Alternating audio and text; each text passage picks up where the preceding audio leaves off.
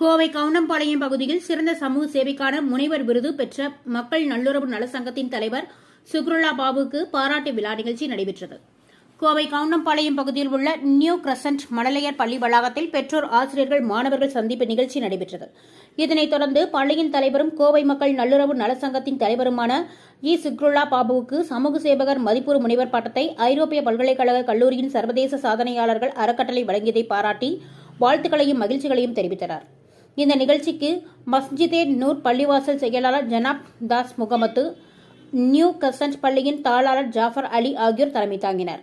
பள்ளிவாசலின் இமாம் நெறியாளர் அகமதுல்லா மெகரூர் பாஷா, டாக்டர் அமீர்கான் ஆகியோர் இந்த விழாவின் நோக்கம் குறித்து சிறப்புரையாற்றினர்.